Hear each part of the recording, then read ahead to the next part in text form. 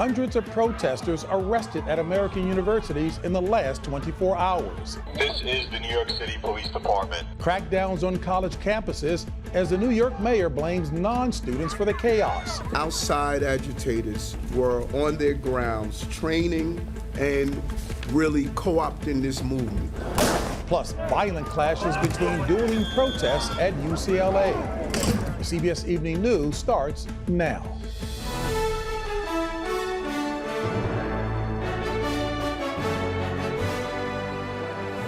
Good evening, I'm James Brown in for Nora, and we begin tonight with the most intense crackdown yet on the pro-Palestinian protests on college campuses in the U.S. NYPD video released today shows officers in riot gear moving in to arrest people who were barricaded inside a building at Columbia University. New York City Mayor Eric Adams is blaming people not affiliated with the Ivy League for the mayhem. In Manhattan tonight, police are arresting protesters at Fordham University's Lincoln Center campus. Students set up an encampment calling on the school to disclose and divest their investments relating to Israel. At UCLA this afternoon, a more peaceful scene than the brawls that took place overnight between protesters and counter-protesters. A spokesperson for California Governor Gavin Newsom calling the campus police response to the violence delayed, limited, and unacceptable. We have a team of correspondents covering the protests coast to coast, beginning with CBS's Lilia Luciano in New York. Today, the University of Wisconsin in Madison became the latest hotspot in clashes between pro-Palestinian demonstrators and police. Back up! More than 24 were arrested. We notified them that we would begin moving tents and camping equipment, and arrests would happen if protesters turned violent. The tipping point at Columbia University came around 9 p.m. with a massive show of force of hundreds of NYPD officers.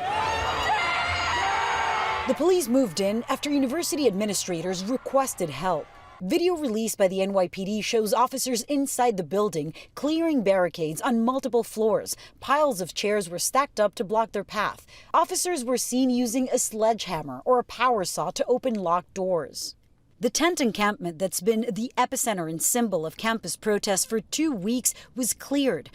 More than 300 people were arrested between Columbia University and City College last night. Their faculty members denounced the crackdown. I'm just devastated that this is happening to every single campus in this country. We're letting the military in, we're letting the police in. These are just students. Today, New York City Mayor Eric Adams praised the university for making what he called the right call to end the protests, which he says was co-opted by professional agitators. There is a movement to radicalize young people, and I'm not going to wait until it's done. The department claims a video it released shows one of those activists directing students to use a table to block the doors at Hamilton Hall. What's your response to when people say they're there or they're escalating the protest because of outsiders? They use that to try to justify the violence that the police unleashed on us. This was organized by students. Carter Evans is at UCLA. A violent clash at the heart of UCLA's campus as pro-Israel protesters attacked pro-Palestinian demonstrators who had set up encampments. The attackers used chemical spray and set off fireworks. The confrontation raged for nearly 2 hours as police stood by before finally moving in. We were literally assaulted. University knew about it. Police pushed out counter-protesters but did not enter the encampment, which for now is still intact. All classes today canceled. Back here at Columbia, only the footprints remained of the tent encampment that was the epicenter and symbol of campus protests for the last 2 weeks. There was another smaller protest outside here involving students and faculty members. They were denouncing the involvement of NYPD, and more are expected uptown in the coming hours. Meanwhile, the university's vice president called the occupation of Hamilton Hall acts of destruction, not political speech. JB? Lilia, thank you so much. We turn now to the terrifying scene today at a middle school outside Madison, Wisconsin. A witness reporting the sound of gunshots as children ran for safety. An apparent school shooting threat now over. CBS's Charlie DeMar is there. Panic at Mount Horeb Middle School. Reports of shots fired at the school. possible. Shortly after 11 a.m., Dane County school officials posted on social media an active shooter appeared on the school's campus. Police officers from the Mount Horeb Police Department responded to a report of an individual with a weapon outside the middle school. Police officers responded to that threat and they used deadly force. The suspect never made it in the building. The suspect has yet to be named. The district attorney said the suspect was a male student and a minor. No students or staffers were physically harmed. School officials say they were prepared. It's an experience that you just pray to God every day that you don't ever have to enter into. Today, we were called upon, our staff, these amazing professionals around the table, were called upon to act, and they did so. It was also frightening for parents left with little information and the entire campus on lockdown. My biggest fear kind of felt like it was unfolding. Kristen Malone waited frantically as law enforcement searched for possible additional suspects. Malone's 11-year-old daughter called her on the phone to tell her she loved her. I was able to talk to my daughter just a couple minutes ago, but you still want to be able to touch them and hug them. And hours after this terrifying incident, as you can see, there is still a large police presence here. And for much of the day, school officials have been working to reunite these students with their families. JB? Charlie, thank you. Tonight, the central U.S. is bracing for another wave of severe storms with the threat of tornadoes, powerful wind gusts, large hail, and flash floods. This comes on the heels of a tornado that killed one person and injured 3 others in the small town of Westmoreland, Kansas on Tuesday. Nearly 24 homes were destroyed. Let's get the forecast from meteorologist Chris Warren with our partners at the Weather Channel. Good evening, Chris. Good evening, JB. We are tracking multiple threats across the southern plains this evening in terms of severe weather. That does include a tornado threat, the Torcon, a 3 out of 10. If there is a number, there is a threat for tornadoes. Also, another threat, very large hail. Could see golf ball size hail, possibly even isolated areas with baseball size hail. And then the rain, which ultimately by morning could end up being one of the bigger threats. Heavy rain developing here across Texas and Oklahoma will lead to rivers continuing to rise, some already in flood stage, but it is that flood threat, JB, that's not just possible, the flash flood threat, but likely for some areas to be waking up in the morning here in Texas with flash flooding ongoing. Wow, what a challenge. Thank you so very much. Now to 2 major developments today on the fight over abortion rights in America. A 6-week ban on the procedure just went into effect in Florida today. And in Arizona, the legislature voted to repeal a Civil War-era ban on nearly all abortions. Here's CBS's Caitlin Huey-Burns. The consequences are profound. Hours before Florida's 6-week abortion ban took effect, Jacksonville doctor Shelley Tien rushed to see as many patients as she could. 6 weeks is very, very early in pregnancy. It's 2 weeks past a missed period. Most women and girls don't even realize that they are pregnant. Florida had been a refuge for patients seeking abortions in the South. Now the state joins 12 others in the region with total or near total bans. Starting today, the closest options for the procedure are North Carolina or Virginia. It's a victory for babies. It's a victory for women. State Republican House member Dean Black voted for the 6-week ban, which includes exceptions for rape, incest, fatal fetal abnormalities, and life of the mother. We think we have a good law, a compassionate law, a moral law. It can serve as a guide for other states. Today, Vice President Kamala Harris campaigned in Jacksonville, where she blamed former President Trump for the new law. As of this morning, 4 million women in this state woke up with fewer reproductive freedoms than they had last night. Trump, a Florida resident, has criticized his state's 6-week ban, but he said this today while campaigning in Wisconsin. It's up to the state. They'll ask me a question about it. I say that's up to the state. You have passed House Bill 2677. In Arizona today, state senators decided whether to keep their state's near-total abortion ban. CBS's Janet Shamlian was on the floor during the vote. Here in Arizona at the Capitol, lawmakers today rose one by one to defend their vote whether to keep or repeal the state's Civil War-era abortion ban. It passed, and the state's Democratic governor says she will sign it. It's been a pretty bad day in my mind. 2 Republican senators voted with Democrats to ensure its passage, frustrating fellow Republicans. They and I disagree. No! Outside in the heat, tempers flared. Anti-abortion activists gathered, showing their disapproval. Yeah, devastation. It's the lives that God has created. It's now likely Arizona will be under a near-total abortion ban for months this summer, until the law returns to a 15-week ban. Back here in Florida, clinics have already started turning away patients. And in November, voters in Florida and Arizona will decide whether to enshrine abortion rights into their state's constitution. But here in Florida, that's an uphill climb. It will need 60% to pass, which is more than what was needed when it was on the ballot in other swing or red states. JB? Thank you, Caitlin. Secretary of State Antony Blinken was back in Israel today for the 7th time since the war with Hamas began last October. Blinken is pushing hard for a stop to the fighting.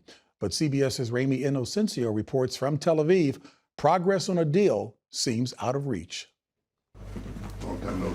Handshakes and smiles aside, in the quest for a ceasefire with Hamas, Secretary of State Antony Blinken shot down Israeli Prime Minister Benjamin Netanyahu's plan for a final Gaza invasion. We will not support a major military operation in Rafah absent an effective plan to make sure that civilians are not harmed. But a Netanyahu advisor confirms to CBS News the prime minister is not backing down from his plan to attack Rafah. Thank you, Biden. Thank you, Blinken. A more receptive welcome came from families of hostages pleading for a ceasefire to get all hostages home. I feel like I'm broken up into pieces. For Aviva Siegel, her American husband Keith is one of them. This proof-of-life video released just days ago. And I know that Keith has had enough. My family's had enough. My country's had enough. Aviva herself was a hostage, released after 51 days. She, her daughter, and families of other American hostages had a face-to-face with Blinken. What was the feeling? Really grateful for what the United States has been doing since October 7th. Another sticking point to a ceasefire, aid to Gaza. The UN warns of impending famine. Blinken toured routes being ramped up and rebuilt into the Strip and called for more. It needs to be accelerated. It needs to be sustained. And for the first time, aid started flowing through a reopened border crossing destroyed on October 7th, as Gazans rallied to thank U.S. university students for their protests in solidarity. And Antony Blinken left the region a few hours ago back to Washington. Israel hasn't confirmed it'll send a delegation to any ceasefire talks. Hamas still hasn't replied to Israel's proposal. JB. Thank you, Ramy. There was a remarkable scene on Capitol Hill today. The CEO of the nation's largest private health insurer apologized for a cyber attack this winter that crippled a large portion of the U.S. healthcare system. CBS's Nicole Skanga was at the congressional hearing. You all can't figure this out. Outrage today on Capitol Hill. Your company, on your watch, let the country down. The target, United Health CEO Andrew Whitty, whose company owns Change Healthcare, the subject of a stunning cyber attack that paralyzed insurance payments to hospitals, pharmacies, and medical practices. I will not rest until we fix this. Whitty today issued this apology. I'm deeply, deeply sorry. And revealed the company paid a $22 million ransom to Russian-linked cybercriminals who broke into Change Healthcare on February 12th using stolen credentials, breaching a server not equipped with multi-factor authentication, compromising sensitive healthcare data. 10 weeks is way too long for millions of Americans to not know that their records may be available to criminals on the dark web. United Health says payment systems are mostly up and running, and they've issued $6.5 billion in assistance loans. But physicians like Dr. Christine Meyer of Exton, Pennsylvania, who first spoke with CBS News in March, say it's not enough. Let me first off apologize to Dr. Meyer. Her practice now forced to divert patient resources to the billing department, drowning under a backlog of claims. There are losses that we will never recover. You think United should seriously consider forgiving some of these loans? Absolutely. I think that's the least they could do. They're going to get all of their dollars back and we're not. Like, why is that okay? The United Health CEO says it's too soon to estimate how many had their data stolen, but called it a substantial proportion of patients, including veterans and members of the U.S. Armed Forces. And JB, the company has vowed to provide free credit monitoring to anyone impacted. More to come. Thank you, Nicole. An unruly air passenger is hit with a big fine for disrupting a flight. We'll have the details next. Today, New York prosecutors asked for a September retrial for Harvey Weinstein. The disgraced movie mogul was in court today. His first appearance since his rape conviction was overturned last week. Weinstein, now 72 years old, had been serving a 23-year prison sentence, but an appeals court ruled he did not receive a fair trial. An unruly passenger is paying a hefty price for disrupting a United Airlines flight. The 30-year-old British man forced a flight from London to New Jersey to be diverted to Maine back in March. Officials say he threatened a flight attendant after arguing with his girlfriend. A judge ordered him to pay more than $20,000 to the airline. We have important information tonight for parents looking into summer camps for their kids and ways to afford it. That's next. With the weather warming up and a school year that is winding down, many parents are looking for ways to keep their kids occupied this summer. Some are finding that camp costs are soaring, options are dwindling. Tonight, CBS's Nancy Chen has tips for parents. When you hear summer's coming up, you think, Buckle up. For Jamie Adursky, the countdown to summer is far different than for her kids, ages 4 and 8. These kind of juices for moms. The New Jersey copywriter depends on camp for childcare each summer. Wait, what? And made this popular TikTok. How much is camp? Oh, that's $5,000. $5,000? Adursky says even costs for her neighborhood rec center have become too pricey, with spots snatched up as early as January. I've heard of people saying, I lost a job because I couldn't afford camp. It's just impossible to maintain and to, be able to afford everything else we need to provide. Why is it so competitive to get into day camp? Every parent realizes now how important it is that kids have a summer learning program. Tom Rosenberg heads the American Camp Association. How much have costs gone up for camp?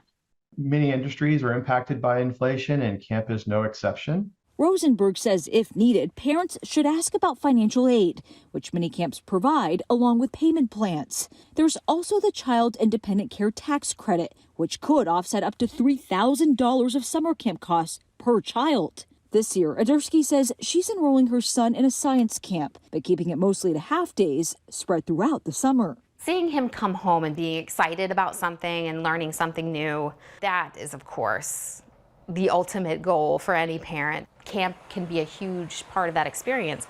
I just wish that there were more options for everybody. Keeping camp a staple of the season for all. Nancy Chen, CBS News, New York. It was a major league buzzkill when a swarm of bees turned up at a ball game. How the problem was solved next.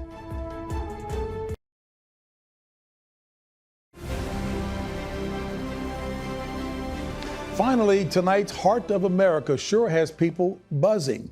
A Major League Baseball game was delayed when a colony of bees was discovered right behind home plate. The Diamondbacks, Dodgers, and the fans had no choice but to wait for nearly 2 hours, with the announcer asking them to be patient.